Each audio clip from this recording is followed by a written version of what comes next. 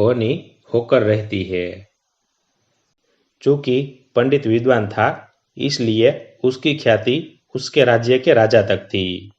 उसने सोचा कि राजा के पास तो कई ज्ञानी मंत्री होते हैं और वे उसकी इस मृत्यु से संबंधित समस्या का भी कोई न कोई समाधान तो निकाल ही देंगे।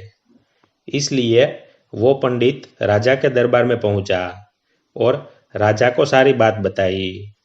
राजा ने पंडित की समस्या को अपने मंत्रियों के साथ बांटा और उनसे सलाह मांगी।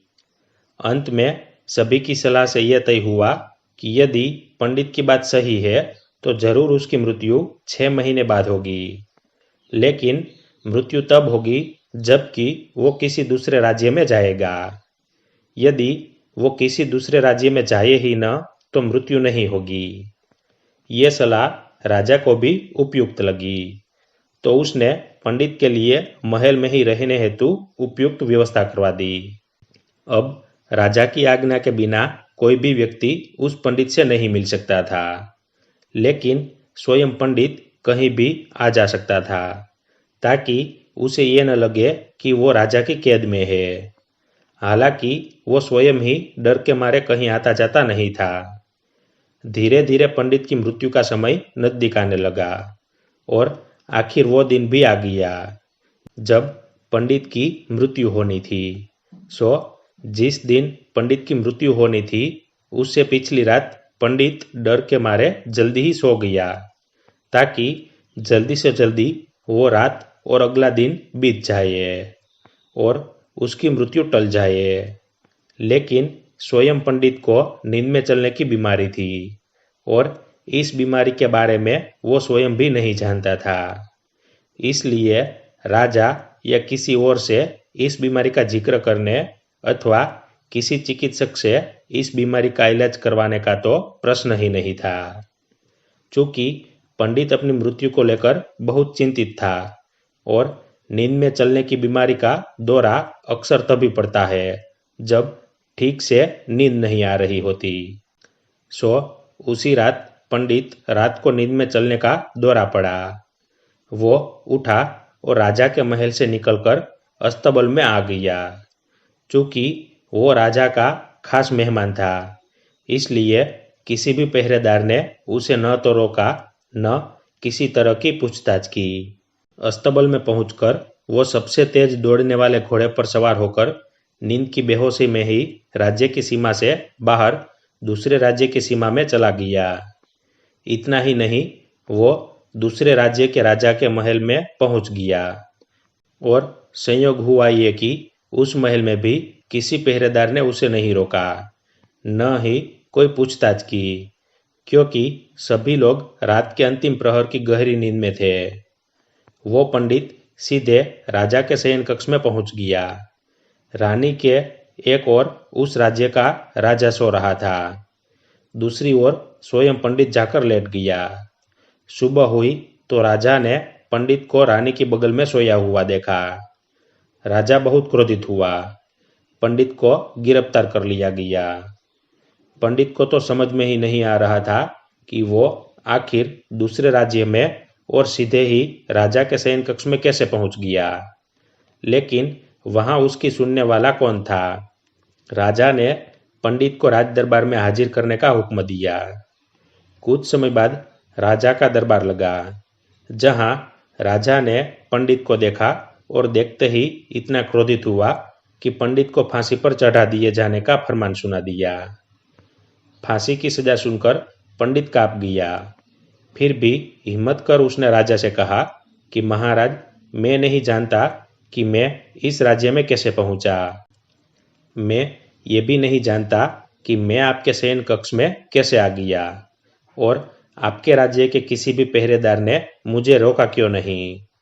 लेकिन मैं इतना जानता हूँ कि आज मेरी मृत्यु होनी थी और होने जा रही है। राजा को यह बात थोड़ी अटपटी लगी। उसने पूछा, तुम्हें कैसे पता कि आज तुम्हारी मृत्यु होनी थी? कहना क्या चाहते हो तुम? राजा के सवाल के जवाब में पंडित ने पिछले 6 महीनों की पूरी कहानी बता दी और कहा कि महाराज, मेरा क्या, किसी भी सामान्य व्यक्ति का इतना साहस कैसे हो सकता है कि वो राजा की उपस्थिति में राजा के ही कक्ष में रानी के बगल में सो जाए। ये तो सरासर आत्महत्या ही होगी, और दूसरे राज्य से इस राज्य में आत्महत्या करने क्यों आऊँगा।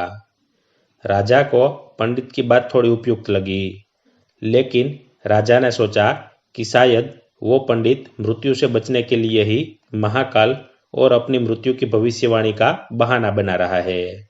इसलिए उसने पंडित से कहा कि यदि तुम्हारी बात सत्य है और आज तुम्हारी मृत्यु का दिन है, जैसा कि महाकाल ने तुमसे कहा है, तो तुम्हारी मृत्यु का कारण मैं नहीं बनूंगा। लेकिन यदि तुम झूठ कह रहे हो तो निश्चित ही आज तुम्हारी मृत्यु का दिन है। चूंकि पड़ोसी राज्य का राजा उसका मित्र था, इसलिए उसने तुरंत कुछ सिपाहियों के साथ दूसरे राज्य के राजा के पास पत्र भेजा और पंडित की बात की सत्यता का प्रमाण मांगा। शाम तक भेजे गए सैनिक फिर से लौटे और उन्होंने आकर बताया कि महाराज, पंडित जो कह रहा है वो सच है। दूसरे राज्य के राजा ने पंडित को अपने महल में ही रहने की संपूर्ण व्यवस्था दे रखी थी और पिछले 6 महीने से ये पंडित राजा का मेहमान था। कल रात राजा स्वयं इससे अंतिम बार इसके शयन कक्ष में मिले थे और उसके बाद ये इस राज्य में कैसे पहुंच गया, इसकी जानकारी किसी को नहीं है। इसलिए उस राज्य के राजा के अनुसार पंडित को फांसी की सजा दिया जाना उचित नहीं है। लेकिन अब राजा के लिए एक नई समस्या आ गई। चूंकि उसने बिना पूरी बात जाने ही पंडित को फांसी की सजा सुना दी थी, इसलिए अब यदि पंडित को फांसी न दी जाए तो राजा के कथन का अपमान हो, और यदि राजा द्वारा दी गई सजा का मान रखा जाए तो पंडित की बेवजह मृत्यु हो जाए। राजा ने अपनी इस समस्या का जिक्र अपने अन्य मंत्रियों से किया और सभी मंत्रियों ने आपस में चर्चा कर यह सुझाव दिया कि महाराज, आप पंडित को कच्चे सूत के एक धागे से फांसी लगवा दे। इससे आपके वचन का मान भी रहेगा और सूत के धागे से लगी फांसी से पंडित की मृत्यु भी नहीं होगी, जिससे उसके प्राण भी बच जाएंगे। राजा का यह विचार उपयुक्त लगा और उसने ऐसा ही आदेश सुनाया। पंडित के लिए सूत के धागे का फांसी का फंदा बनाया गया और नियमानुसार पंडित को फांसी पर चढ़ाया जाने लगा। सभी खुश थे कि न तो पंडित मरेगा, न राजा का वचन झूठा होगा। पंडित को भी विश्वास था कि सूत के धागे से तो उसकी मृत्यु नहीं ही होगी, इसलिए वो भी खुशी खुशी फांसी चढ़ने को तैयार था, जैसा कि महाकाल ने उसे कहा था। लेकिन जैसे ही पंडित को फांसी दी गई, सूत का धागा तो टूट गया, लेकिन टूटने से पहले उसने अपना काम कर दिया। पंडित के गले की नस कट चुकी थी उस सूत के धागे से और पंडित जमीन पर पड़ा तड़प रहा था। हर धड़कन के साथ उसके गले से खून की फुहार निकल रही थी और देखते ही देखते कुछ ही क्षणों में पंडित का शरीर पूरी तरह से शांत हो गया। सभी लोग आश्चर्यचकित हक्के बक्के से पंडित को मरते हुए देखते रहे। किसी को भी विश्वास ही नहीं हो रहा था कि एक कमजोर से सूत के धागे से किसी की मृत्यु हो सकती है, लेकिन घटना घट चुकी थी। नियति ने अपना काम कर दिया था। जो होना होता है वो होकर ही रहता है। हम चाहे जितनी सावधानियां बरते या चाहे जितने उपाय कर ले, लेकिन हर घटना और उस घटना का सारा ताना बाना पहले से निश्चित है, जिसे हम रत्ती भर भी इधर उधर नहीं कर सकते। इसलिए ईश्वर ने हमें भविष्य जानने की क्षमता नहीं दी है, ताकि हम अपने जीवन को ज्यादा बेहतर तरीके से जी सके। और यही बात उस पंडित पर भी लागू होती है। यदि पंडित ने महाकाल से अपनी मृत्यु के बारे में न पूछा होता तो अगले 6 महीने तक वो राजा के महल में कैद होकर हर रोज डर डर कर जीने की बजाय ज्यादा बेहतर जिंदगी जीता। प्रकृति ने जो भी कुछ बनाया है और उसे जैसा बनाया है, वो सब कुछ किसी न किसी कारण से वैसा है, और उसके वैसा होने पर सवाल उठाना गलत है, क्योंकि हर व्यक्ति, वस्तु या स्थिति का संबंध किसी न किसी घटना से है, जिसे घटित होना है। धन्यवाद।